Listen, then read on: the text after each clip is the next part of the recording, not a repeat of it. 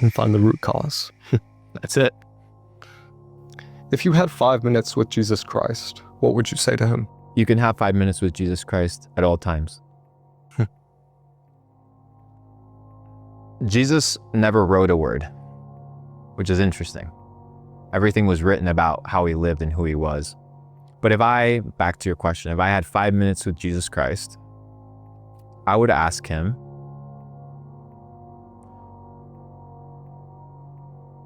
I've never been asked that question before. If I had 5 minutes with Jesus Christ, I would ask him, what is the best way to love people? I mean, he exemplified it. I don't need to ask him. Sacrifice. He sacrificed himself. He sacrificed what he wanted, who he was, for others, which is the story of the cross. I probably wouldn't ask anything. I'd probably just sit and listen. He'd probably spit some mad game, some parables here and there, leave me kind of whacked out. And be like, oh, no wonder you're Jesus. Yeah. He's an interesting character in history that every person with humility should go and study. There's a reason people echo his name. There's a reason why billions of people worship him. Why? It's worth exploring. There must be something there. What has made you doubt your faith? Doubt isn't a bad thing. Doubt is something that every person should have regarding their faith.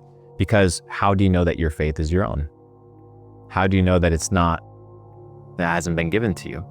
I had a podcast a couple months ago where I had this guy, he said, I'm a Christian. And I asked him a very simple question. It got clipped out of the podcast because I kind of grilled him. But I asked him, well, do you believe the story of the cross or the story of Jesus dying on the cross? He said, yes. And I said, well, okay, well, which mount did he die on?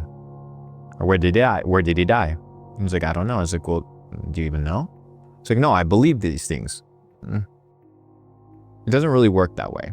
The idea of cementing your faith or really truly knowing goes through questioning.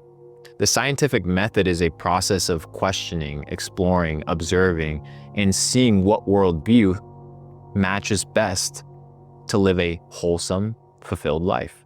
And I just happen to correlate and resonate with the worldview of Jesus. I'm not perfect, I'm very far from it, but the way that he conducted himself towards people. You want to talk about feminism?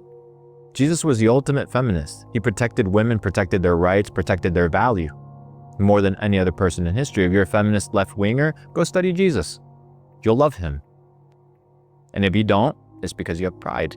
And there's certain areas that you might disagree with him, but we've been deceived. We've been told, oh, well, Jesus equals the church, or Jesus equals this dumbass pastor that doesn't even understand what it means to have a relationship with God. And this is how you should act, and this is how you should behave, or this youth pastor treated me poorly, or this person at school was Bible thumping me. Yeah, but that is not God. That has nothing to do with him. That is what you're casting upon him of what it actually means to have faith.